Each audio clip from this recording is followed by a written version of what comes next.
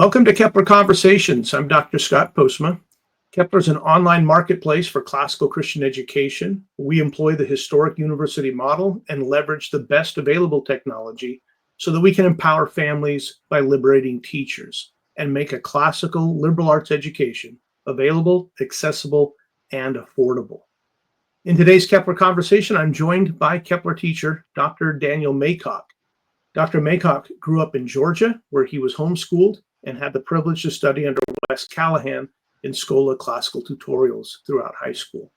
He's earned a Ph.D. in English literature from the University of South Carolina, an M.A. in liberal arts at St. John's College in Annapolis, and his undergraduate work was a B.A. in English, a B.A. in music, and he also earned a minor in philosophy in recognition of his studies that he completed at Oxford University. Daniel and his wife, Haley, live in South Carolina and have 3 wonderful children. Welcome, Dr. Maycock. Thanks for being with me today. Yeah, thanks so much for having me. Well, one of the things we really love to find out about our teachers is who are you outside of the classroom? In other words, what do you like to do? What else are you involved in besides teaching? What are your hobbies? Right. Well, like a lot of folks, I think it's kind of hard to have hobbies because we stay so busy with everything. But one of the things that I've really gotten into, and it provides this weird intersection between a lot of my interests, actually is sailing. Yeah. I've only been sailing once, but it's become an obsession of mine to the point where I actually am in the process of building a 9-foot sailboat. It's a collapsible. Let me show you. Yeah. I have the keel right here in my office because there's nowhere else to put it. And That's so I've got fascinating. the keel here. I've got the various ribs of my boat also here behind me, just sort of stacked up against my bookshelf. And so it's fun because it's just well, I mean, like I said, I've only been sailing once. Hopefully I'll be sailing a lot more after this. But the great thing about it is that it provides you with in the process of building the boat, you're thinking about all the geometric relationships between the materials.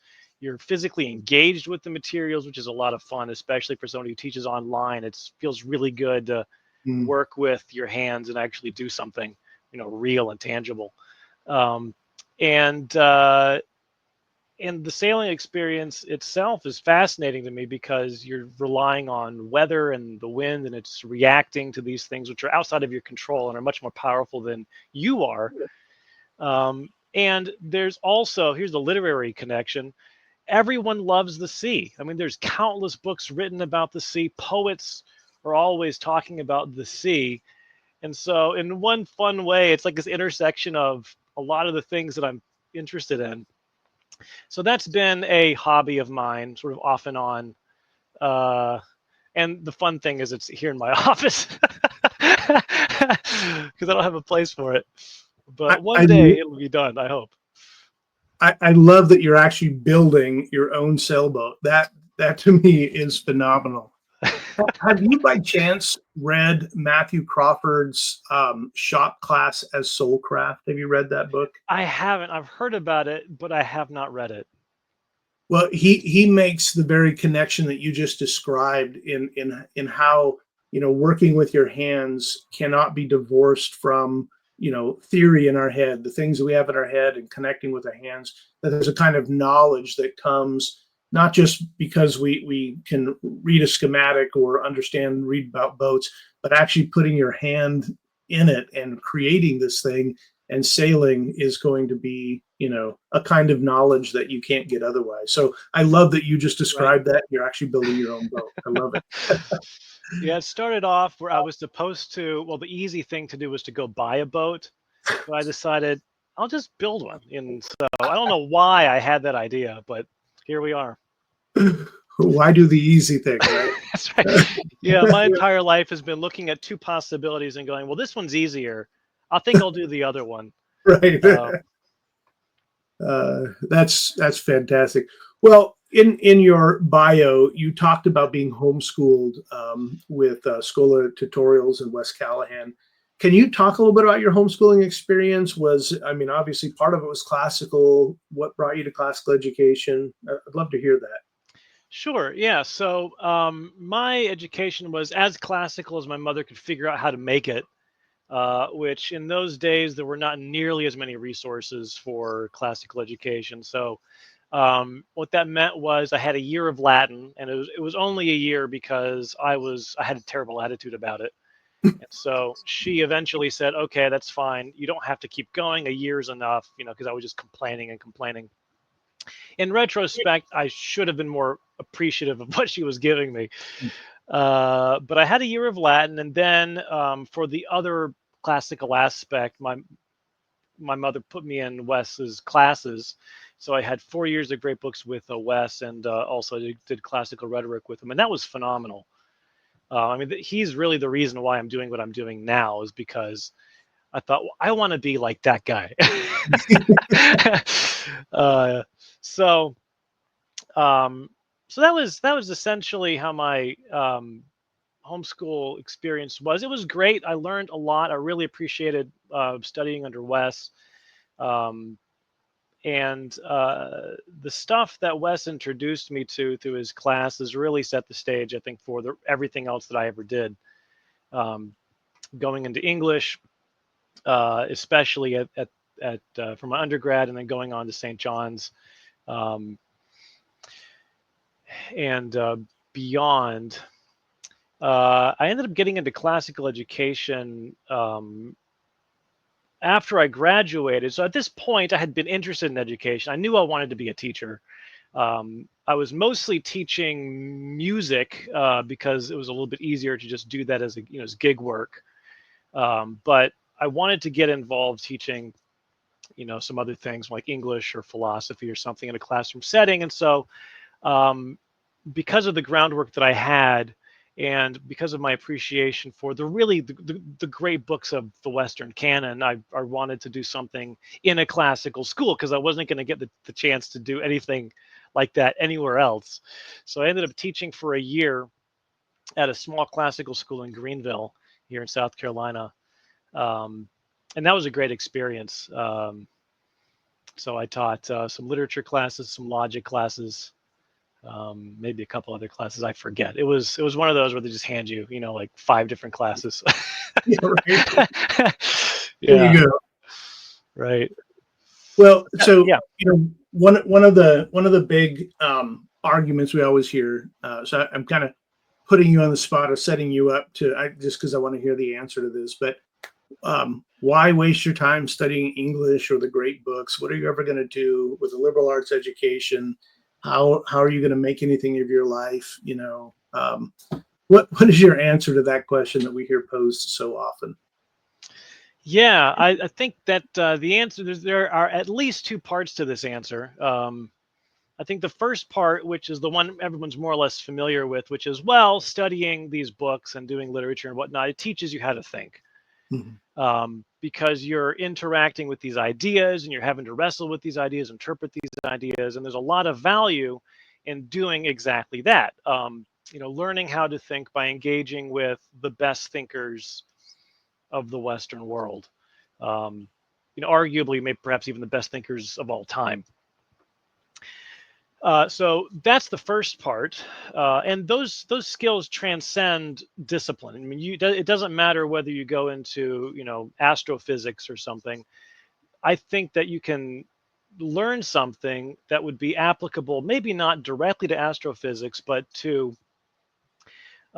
your life in general, and as well to the, I don't know how to say this except to say something like the general climate of your life, which will influence what you're doing with astrophysics. Um, but I think that all those things can benefit from reading Augustine, Shakespeare. I mean, there's something there which you can draw, I think, and it would be applicable across any discipline. So that's the first part. The second part is related to this, and it's when you encounter these ideas, and you encounter things that are truly good and beautiful. I mean, it does something to your soul. Mhm. It molds your soul in a particular way, which is good for you. Um, and this kind of cultivation of beauty and virtue and truth and all these things that we hold so dear. I mean, this happens, I think, in a proper study of literature. And that, I mean, is it going to make you a better, well, I'll say it like this. Is it going to make you a richer businessman? Probably not. Will it make you a better person? Well, if you do the work, right? If you take these things to heart, it's really dependent upon the student himself. But the answer is yes, I think. Yeah.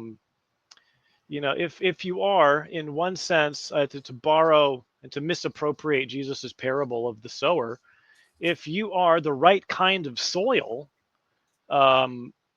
for the literature and for these books and for these ideas, I mean, it's going to enrich your life, and that's worth doing regardless of what you do with the rest, as a career, because life isn't about a career. So, I mean, that's part of life, but that's not the point. Yeah. Life is so much bigger than that. Yeah, I think in our modern Western context, we often, reduce it to that. And the very first question people always ask is, well, what do you do for a living, right? Because in some ways we identify people by their, their vocation or the work that they're doing.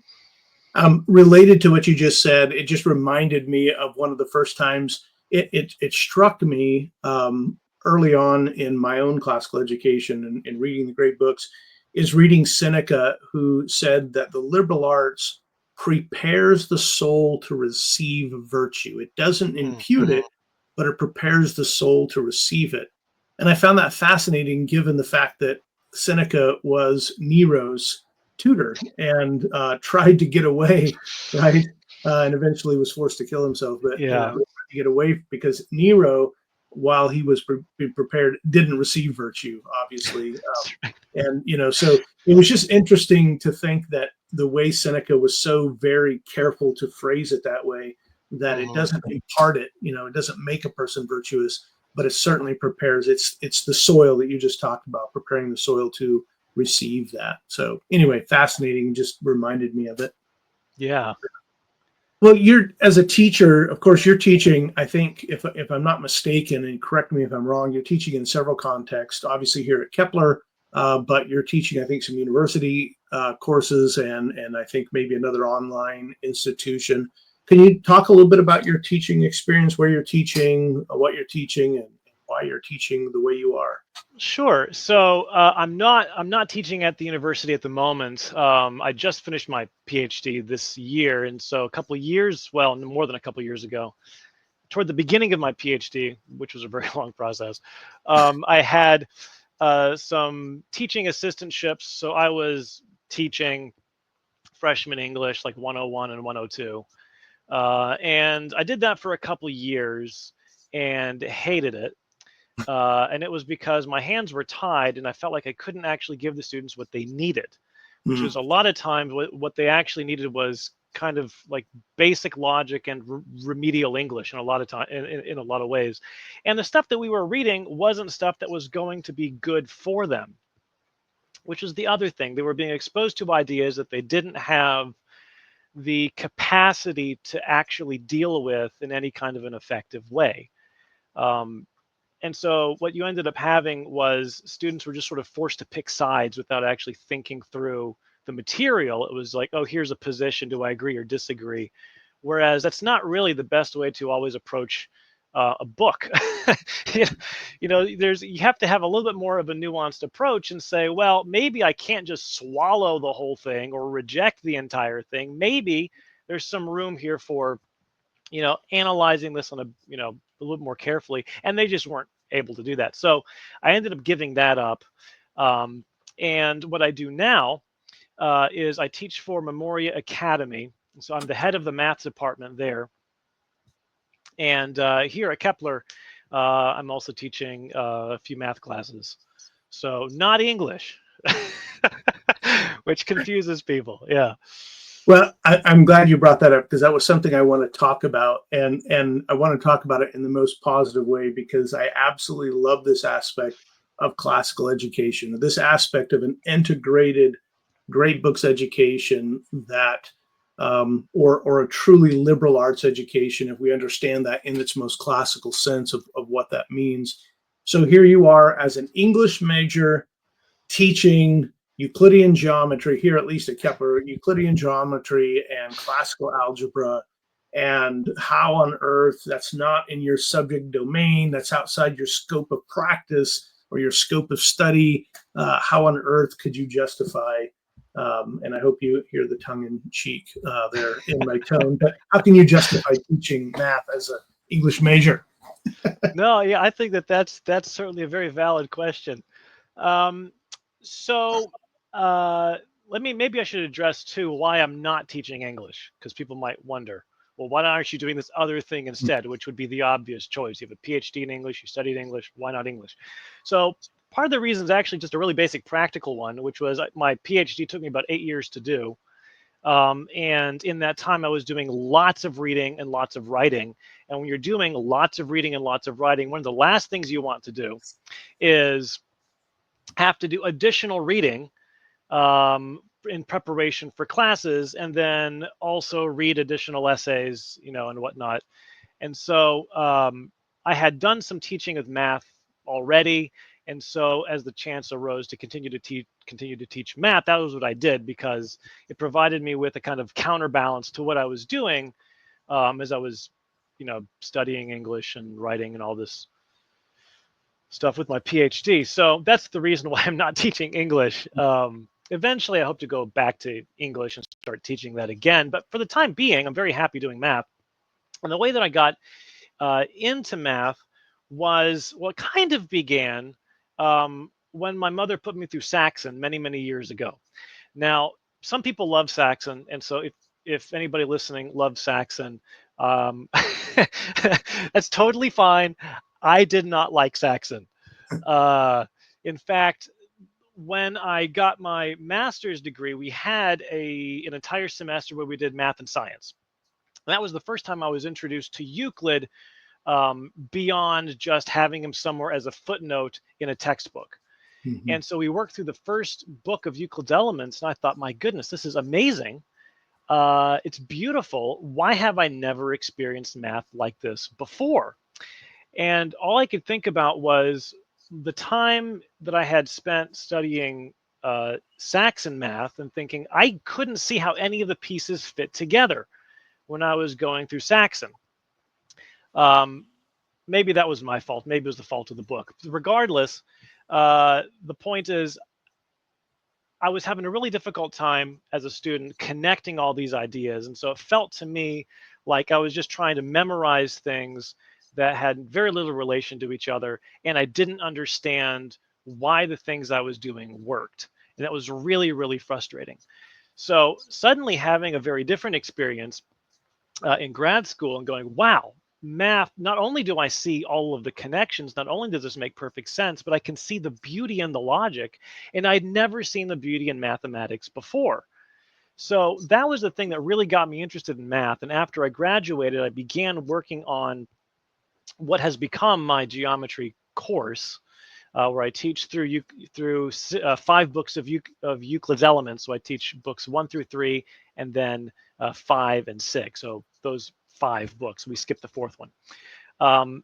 So that grew out of what I did immediately after graduating, because I thought the classical world needs a better way to do geometry, and I think we should just do Euclid. I mean, Euclid's phenomenal. You get the groundwork of high school geometry in a completely different way, a way that opens you up to the beauty of the logic.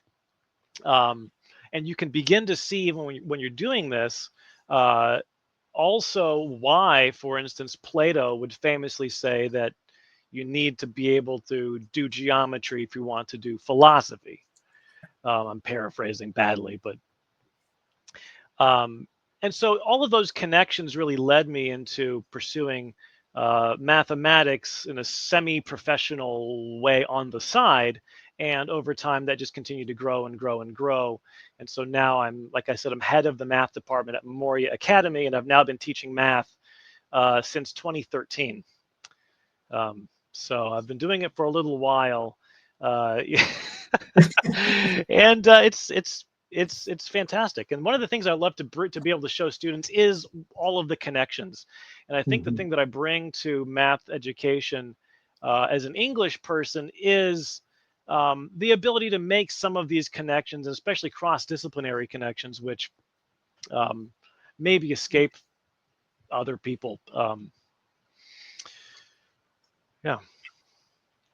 Yeah, I think that when we talk about liberal arts, often in our modern context, people forget about the fact that liberal arts isn't, gender studies or the history of rock and roll, but it literally is a grammar, logic, rhetoric that prepares you and moves you into math, Mhm. geometry, music, or harmony and astronomy. Like that's all part of a truly liberal arts education.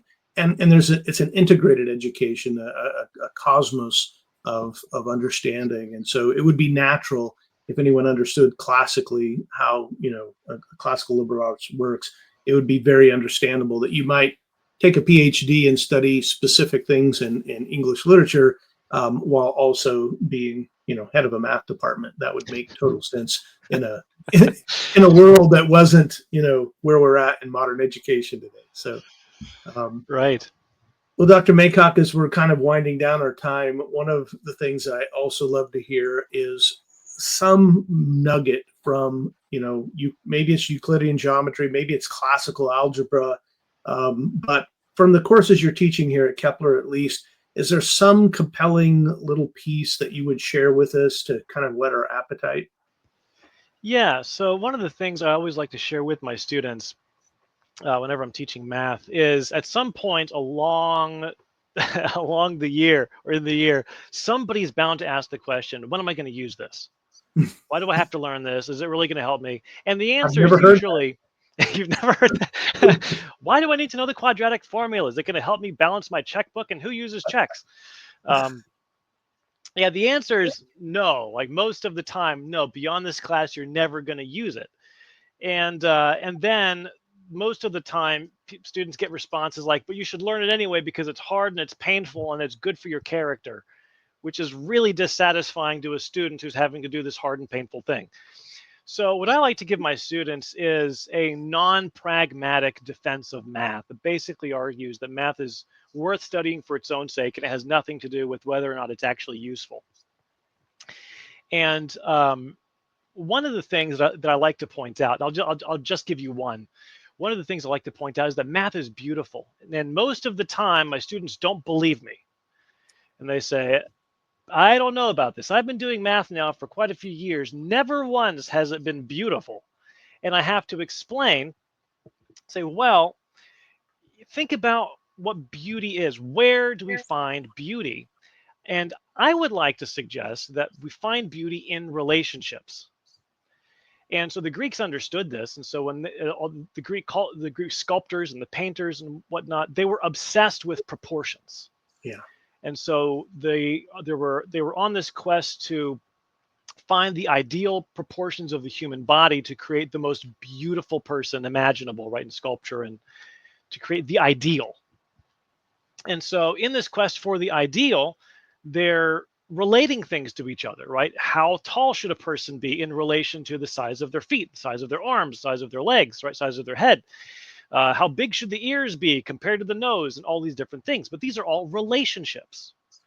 Um, and even in literature, we find beauty in things that are relational, like even metaphor, for example, is a kind of relationship between two things that we tend to think of as not being related. And so the fact that, oh, even painting, here's another one, right? Things exist in relationship, and there are different types of relationships. There's shape, there's color, there's contrast. But all of these things are beautiful or not in relationship. And this is also super clear in music, because it's in music where we have harmony and dissonance. What's the difference between them? Well, it's the relationship between all of those different pitches. And so the thing that makes something beautiful or ugly, I think, is being either in the right relationship or the wrong relationship, however you want to characterize that. And the same is true of math. And so the thing that makes mathematics beautiful is that it in itself, it's an exploration of relationship. It's basically all it is. It's an exploration of relationship between ideas, and most of those ideas concern numbers. But it's exactly that. What we're doing in mathematics is we are looking for the harmonies that emerge in what is true.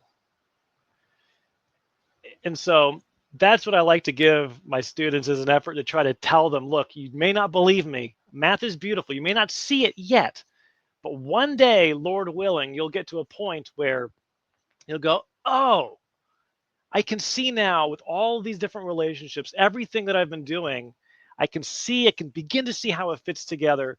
And I can see that this does actually constitute a very beautiful thing. And what I always pray is that, in seeing this, the students will have a deeper appreciation for not just for mathematics, but ultimately for this universe and the God who created it. Because that's really ultimately where all of this is going.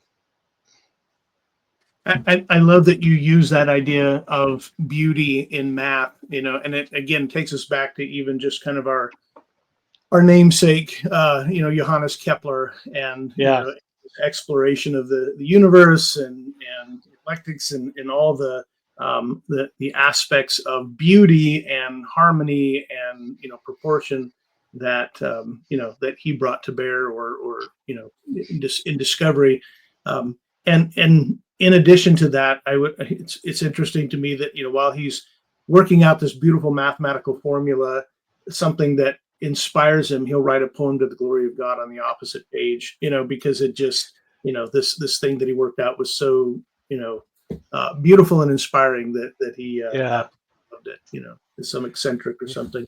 Yeah, math and literature together. Well, I could sit and visit with you all day. So many great things that we could unpack. But thank you so very much for giving some time today to talk about your courses and your education. Thank you. And all of Dr. Maycock's courses and links to what he's doing will be in the show notes. So if you have questions, you'll be able to contact him, take a look at his courses, and I hope you come take a Euclidean geometry or classical algebra course this fall. God bless you, Dr. Maycock. You too. Thanks. Bye-bye. Bye.